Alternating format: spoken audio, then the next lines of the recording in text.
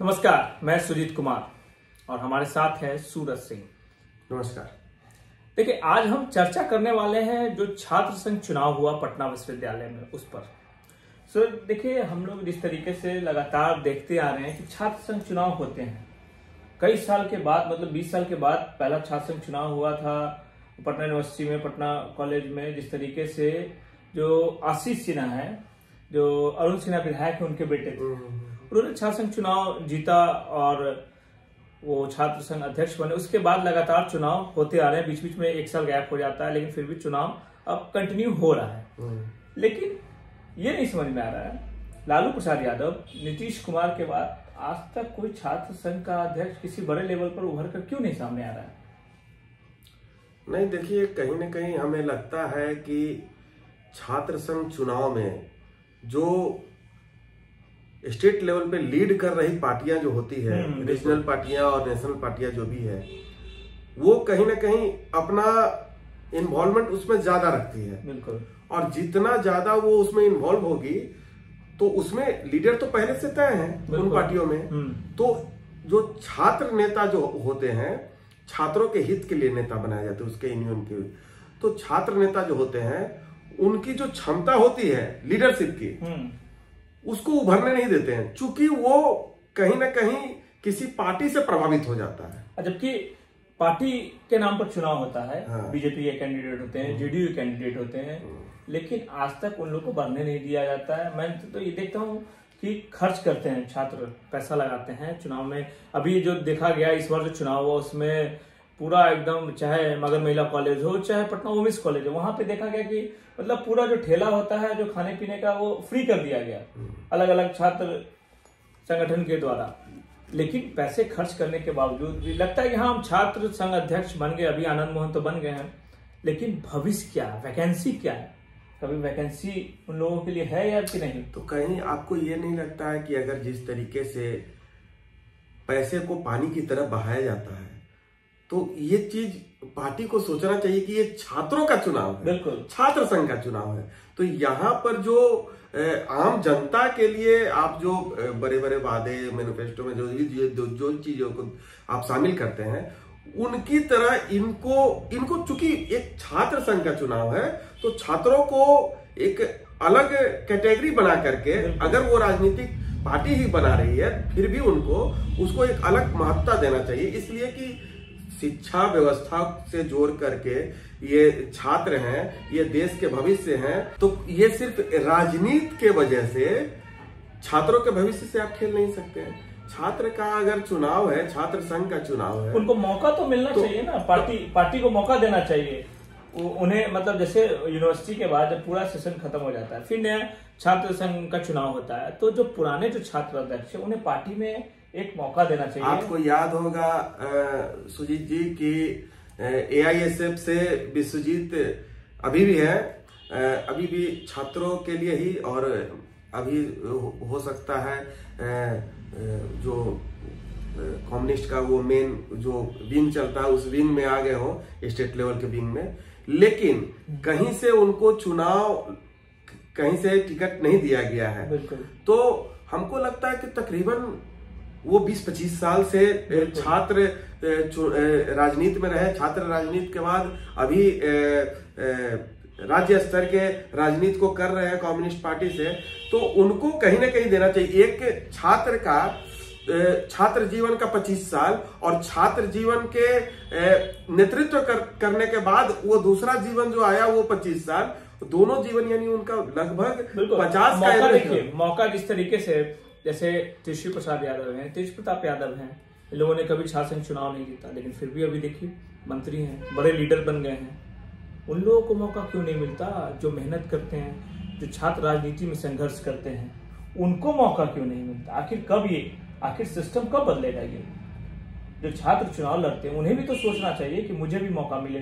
जाप से मनीष यादव थे, वो भी अब तो इस बार तो नहीं खड़े हुए क्योंकि एक बार ही ये छात्र संघ चुनाव जीता जाता है, लेकिन क्या अभी भी पार्टी में है? कुछ बड़े लेवल पे नहीं गए छात्र नेता? नहीं, कहीं न कहीं हमारे देश का जो भी पॉलिटिकल सिस्टम है, जो राजनीतिक, आशीष सिन्हा की बात कर ली जाए, आशीष सिन्हा भी अभी बीजेपी के लिए काम करते हैं, लेकिन उन्हें कुछ ऐसा मौका नहीं दिया जाता है कि वो उभर कर सामने आए?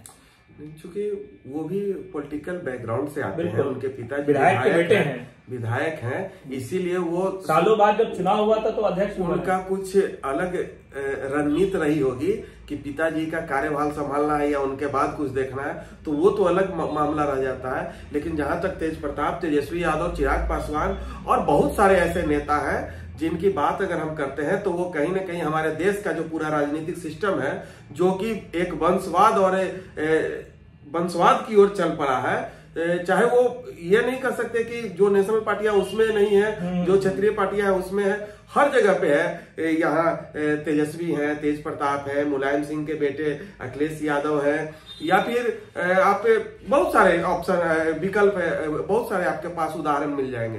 तो वो कहीं ना कहीं प्रभावित करते हैं उन मेहनत कश छात्रों का, जो छात्र राजनीति से आकर के मेन विंग में आना चाहते हैं और उसके बाद वो समाज के लिए और अपने क्षेत्र के लिए काम करना चाहते हैं। तो उनको कहीं ना कहीं मौका मिलने में काफी विलंब होता है, जिसके वजह से कभी कभी तो मौका भी नहीं मिलता है। हाँ बिल्कुल बिल्कुल, ये कह सकते हैं। लेकिन झंडा धोते रहते हैं पार्टी का, लेकिन मौका भी नहीं मिलता है। बिल्कुल। तो आखिर ये सिस्टम कब बदलेगा? सिस्टम कौन बदलेगा?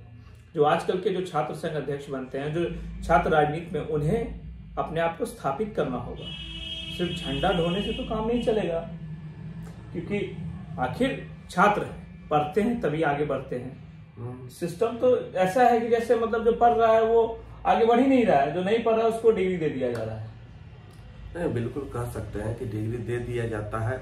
इसका भी आखिर राजनीति का ये सिस्टम कैसे बदले? सिस्टम में थोड़ा सा करप्शन है, इसीलिए आप इस बात को कह रहे हैं कि नहीं पढ़ रहे हैं उनको डिग्री दे दिया है। लेकिन डिग्री का मतलब ही होता है कि हम अगर पढ़ लिए तो हमारे पास वो डिग्री है, हमारे पास वो प्रमाण पत्र है जो हमें प्रमाणित करता है कि हम MA हैं, BA हैं, CA जो भी है।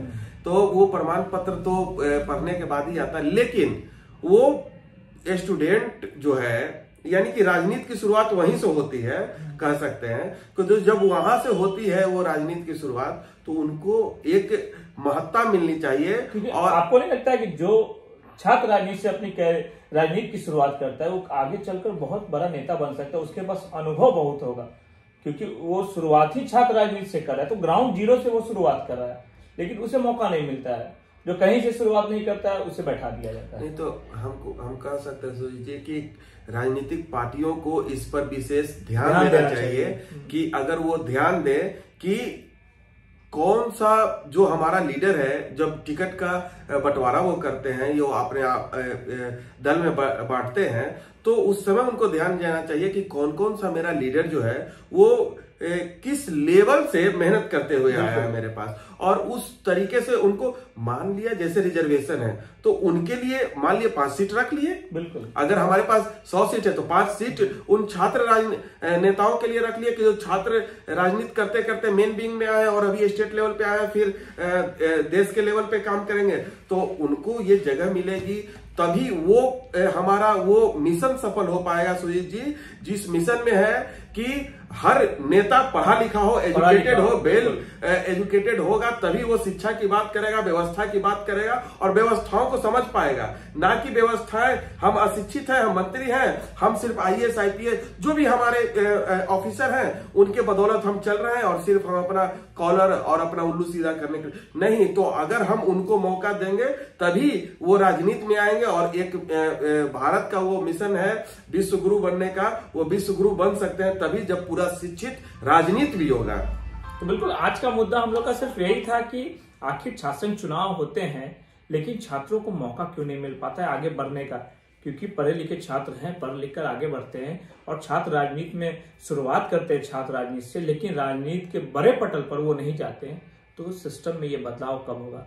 उन छात्रों के लिए भी ये सवाल है जो छात्र संघ चुनाव जीतते हैं, जो अभी 5 पद है उन पे छात्र संघ चुनाव में उन्होंने बाजी मारी है। उन्हें भी सोचना चाहिए आखिर क्या 1 साल की राजनीति वो करेंगे कि आगे भी बढ़ने का उन्हें मौका मिलेगा? तो सवाल सीधा सिस्टम से है कि आखिर राजनीति का ये सिस्टम कब बदलेगा। धन्यवाद, आज के लिए इतना ही। कल मिलते हैं कुछ नए विषय के साथ।